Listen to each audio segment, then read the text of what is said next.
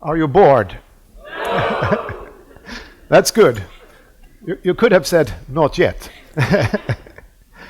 There is an investigation among high school students where they were asked to write down in a few words what they think about schools, what their experiences of schools were. And it turned out that the most popular answer was, school is boring. And that leads to two questions. The first question is, why is this so? Why do they think that school is so boring? And in the first part of my talk, I will give a diagnosis of the situation. And the second question is, does it have to be like that? And the answer is no. And I will, in the second part, more constructive part, I will give some ideas about how to generate motivation. This is a picture from a primary school at the end of the 19th century. And as you can see, not very much has changed in the general organization of a classroom, of a lesson. The students sit at their desks, there is a blackboard, there is a teacher. There are some superficial differences, but very much looks the same. The organization of schools has actually changed very little over time. What you don't see in the picture is that there is a set of hidden rules that govern the lecture here. And I have written down some of these rules to make them explicit. So, everybody in the class shall be of roughly the same age. They shall do the same thing, independently on where they are in their learning development, independently of what talents they have.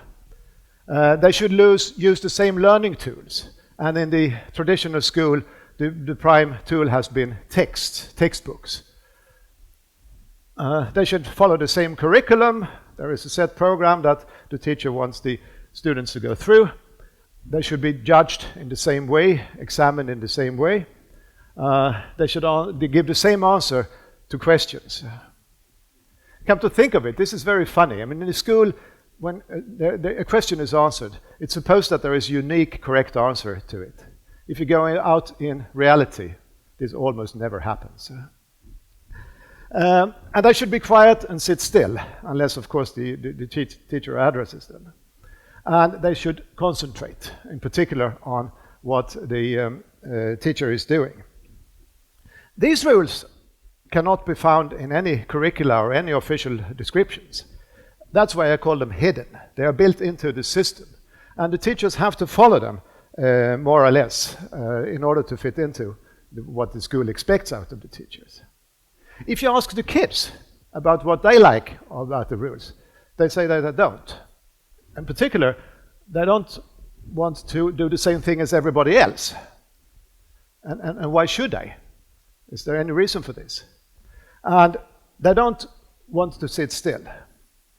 When my youngest son was starting his first grade, I asked him after a couple of weeks, what is the main difference between school and preschool?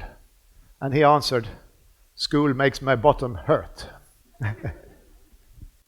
And if you ask them about whether they want to concentrate, they don't even understand the question. I mean, if they do what they want to do, concentration comes automatically.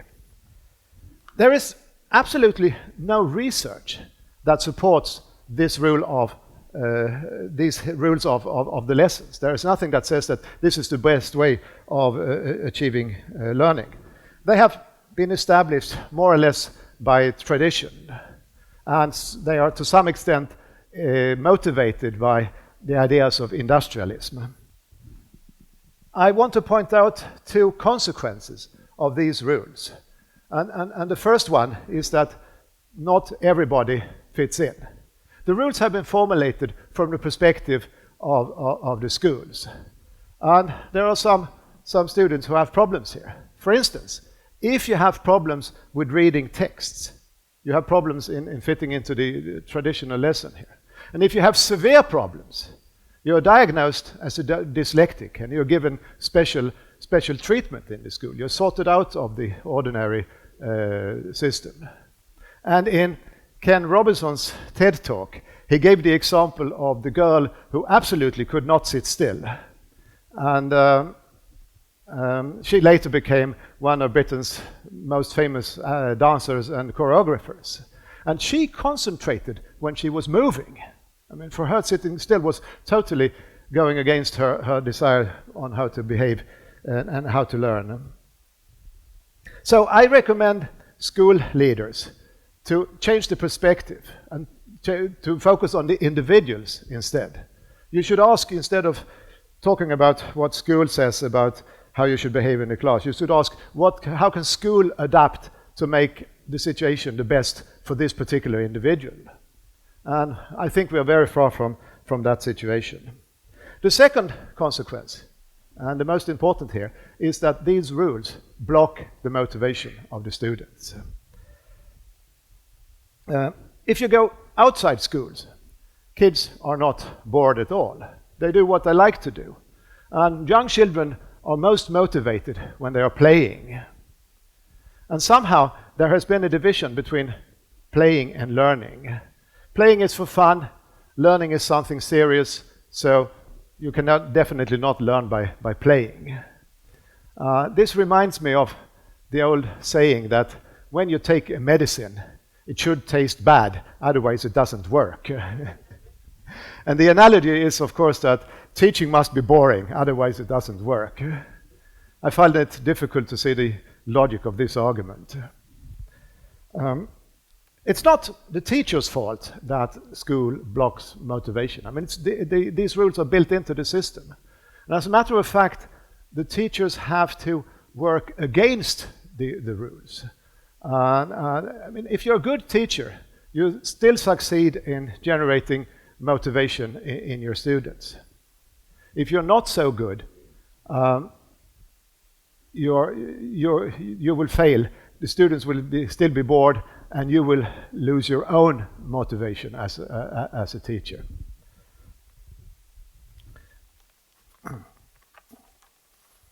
So the question is then, how should we restructure schools to make students more motivated? I wish I had a general answer to this question, but I don't.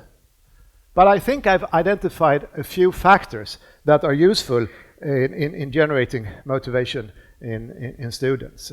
So let's turn to these factors.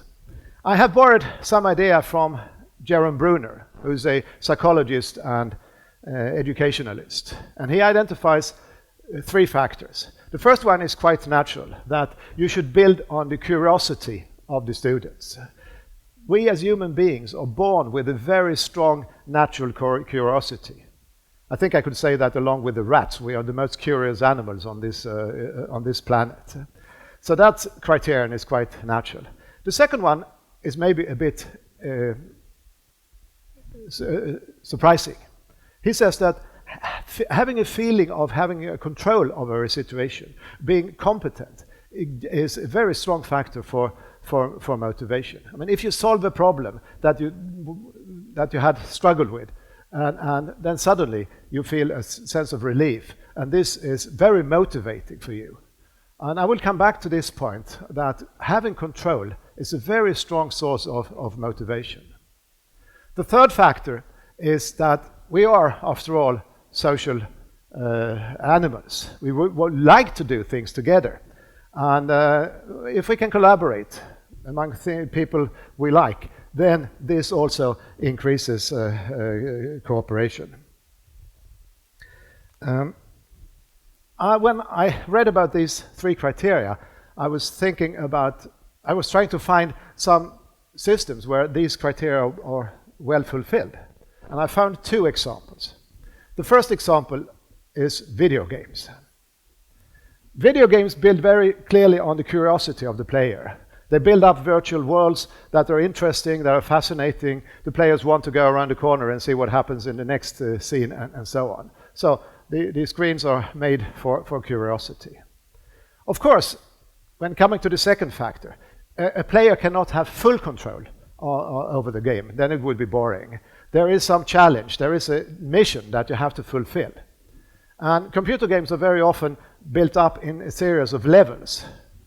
The first level is quite easy. You can solve it after a few attempts. Then you feel some kind of satisfaction. You go on to the next level, and you try again, and after a while you succeed. And you're building up a sense of getting more and more control, having more and more competence in this game. And even if a game is a one-player game, in particular children, very often play a game together with somebody else. One is playing the game, there is somebody else sitting next and looking at what's going on. They talk about the game, they have an interesting chat about it. But of course, the most motivating games are those where you play together with somebody else, in particular when you play in a team against some other team. That's a very motivating situation. So the computer game industry has been very successful in catching the motivation of the players. And we see the consequences of that in the lives of ourselves and of our children. The second system that fulfills these criteria quite well is is called peer learning. And if you look at what children do outside school, they're very often engaged in peer learning. They meet their friends. They go skateboarding, they go riding horses, they play tennis, they play in the garage band, and so on. And they are very often driven by an interest in the topic. They're curious about what they are doing, whatever the topic is.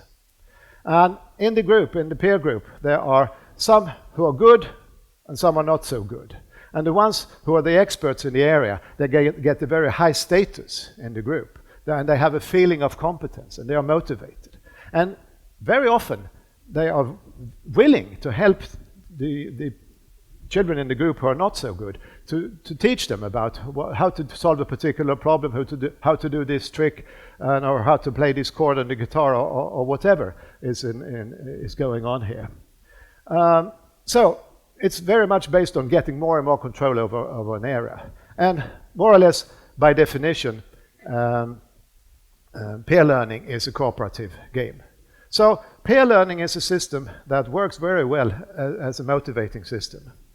And I think I can recommend teachers and school leaders to introduce more aspects of peer learning in the schools. I think that would be one way of increasing the motivation of the students. The next factor is understanding. When you get an aha experience, you get a kind of feeling of relief. When you have struggled with a problem where you haven't seen the solution, you are stressed. And when you suddenly see the solution, you have a feeling of relief. And this is very motivating. And this motivating thing makes you want to go on and learn more, and try to understand more. So the question is, what is going on here? Well, I think that one factor is that when you understand something, you feel that you're able to solve new problems. You can see the pattern, you can know what to do next, and so on. And that gives you a feeling of competence, that gives you a feeling of control. So the mechanism I want to point out here is that understanding generates control. And as we saw earlier, control is something that is motivating. So there is an indirect link here. But it's also very important to point out the other direction. If you don't understand, you become very frustrated. And if you're frustrated, your motivation goes down very, very quickly. And therefore, in a schooling situation, it's very important that the teacher can see whether a student understands what's going on in the classroom or not, and help the student to go on. Okay, one more factor is, I can borrow from John Hattie's book on visible learning. And John Hattie, he has done a Herculean task of investigating a large number of studies of educational interventions. I mean, he's gone through more than 800 meta-analyses of a lot of studies, and they're actually based on more than 50,000 individual studies of educational interventions, and in total more than 200 million students are involved in this. So it has been really, really a big task. And what he finds, he looks at a large number of factors, more than 100 factors, of different aspects of school. I mean, the organization of school, the education of teachers, and individual features, and so on.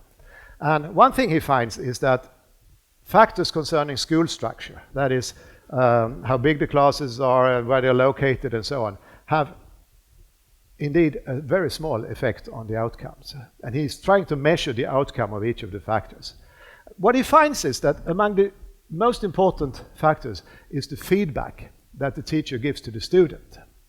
That turns out to be, I mean, of course there are factors that the teacher cannot control, but among the factors that are within what the teachers can do, the feedback to the students is the one that has the greatest effect on the education outcomes. And let's see how Hattie defines feedback. This is his definition. Feedback consists in providing information how and why the student understands and misunderstands, and what the directions the student must take to improve. So again, this is connected to helping the student to understand. And then we get yet another element in the link here. The final factor I want to introduce is metacognition. And metacognition concerns how you reflect upon your own thinking and your own learning. I can maybe think that I'm good at reading text, but I'm not so good at using my body and solving problems. Or I can say that I'm good at drawing, but I have problems with reading texts. Or I can think about what have I learned in school last week. Or I can think about why did the teacher present the material in this or that way. When I'm reflecting upon my own learning process, so to speak. And it turns out that introducing this kind of reflection will support learning. Learning results will be better if you introduce this metacognition in the classroom.